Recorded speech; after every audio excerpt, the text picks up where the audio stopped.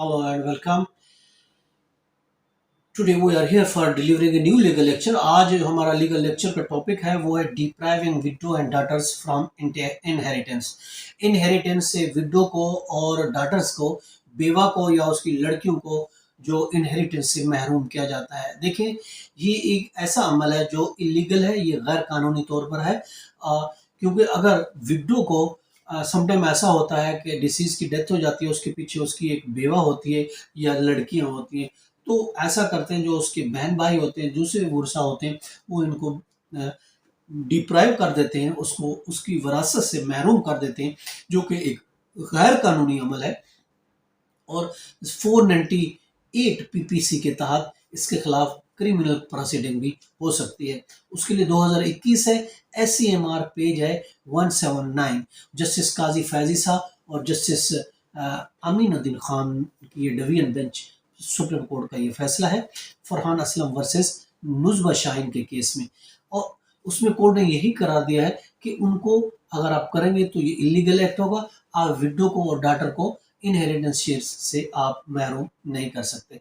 देखिए, प्रॉपर्टी ऐसा भी होता है कि प्रॉपर्टी भाई के बेटों के नाम गिफ्ट कर दी जाती है। ऐसा होता है डिसीज कहता है कि नहीं, मेरी तो बेटियां नहीं है, ये बेवा है, ये ले जाएगी प्रॉपर्टी, तो वो अपने भाई को नाम या अपने भाई के बेटे के नाम, भतीजे के नाम वो गिफ्ट कर देता है। तो ऐसे सुप्रीम कोर्ट ने करा दिया, ऐसे गिफ्ट को सुप्रीम कोर्ट ने कैंसिल किया क्योंकि उसमें डिप्राइव किया गया था बेवा को और उसकी बेटियों को। उस सूरत में जो है ना, वो अब सुप्रीम कोर्ट ने ये भी करार दिया है कि रेवेन्यू अथॉरिटी को ये चाहिए, ये नहीं कि कुछ भी लिखा हुआ था, कोई भी डॉक्यूमेंट है, फटाफट उसकी जो है ना बड़े काशन के साथ, बड़े एहतियात के साथ, बड़े तवज्जो के साथ, बड़ी छानबीन के साथ इस तरह के मैटर्स में रेवेन्यू हुकाम को ऑर्डर दिया गया कि वो उसकी छानबीन करने के बाद फिर उसकी नोटेशन करें।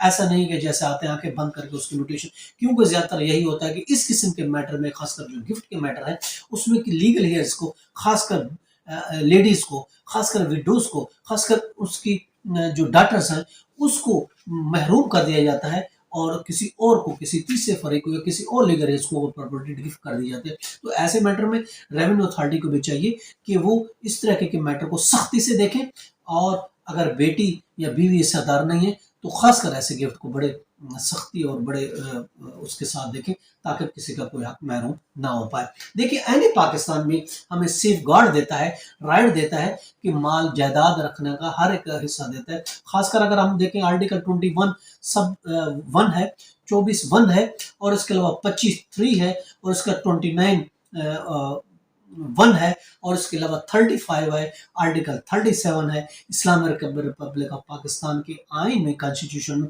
वो भी सेफ गार्ड किया गया है कि हर एक हिस्सा जो उसका राइट बनता है।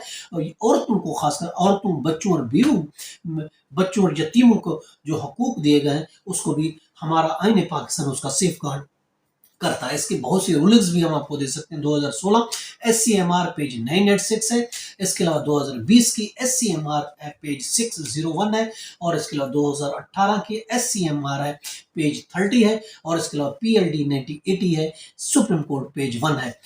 ये कानून में बहुत सी रूलिंग्स दी गई हैं सुप्रीम कोर्ट ऑफ पाकिस्तान की, जिसमें क्लियर किया गया है कि बेवा को या उसकी बेटियों को हक से महरूम नहीं किया जा सकता, और उसके खिलाफ कार्रवाई की जा सकती है अगर उसको उसकी वरासत के हक से महरूम किया जाए। अगर हम इस्लाम की बात करते हैं, देखिए, इस्लाम तो क्लियर हमारा मजहब है, जिसमें सूरत अन्निसा उसकी आयत 9 और 10 में अल्लाह तबारक व तआला का क्लियर इरशाद है कि उसका हम आपको तर्जुमा बताते हैं कि और ऐसे लोगों को डरना चाहिए जो इस हालत में हों कि अपने बाद नन्हे नन्हे बच्चे छोड़ जाएं और उनकी निस्बत खौफ हो, उनके मरने के बाद इन बेचारों का क्या हाल होगा।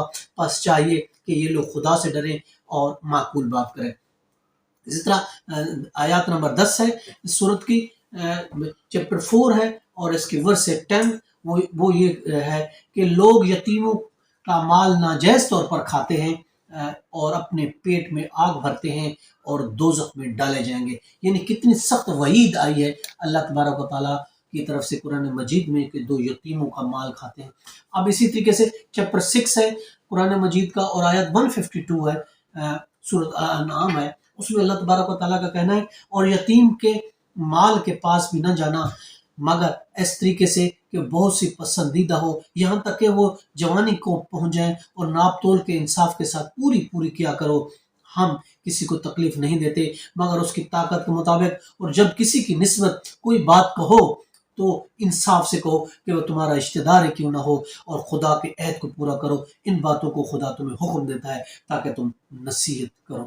تو یہ کلیئرلی اللہ تبارک و تعالیٰ کا اس بارے میں کہ آپ یتیموں کا، ڈاٹرز کا جو وراثت میں حصہ دار ہے، آپ دوزخ اپنی مت بھریں، ان کا حق جو ہے، ان کا جو حصہ ہے اس کو ایمانداری کے ساتھ حصہ دے دیں۔ یہ تو ہمارا آج کا ٹاپک، اس کے ساتھ اجازت۔ ہیو اے نائس ڈے، اللہ حافظ۔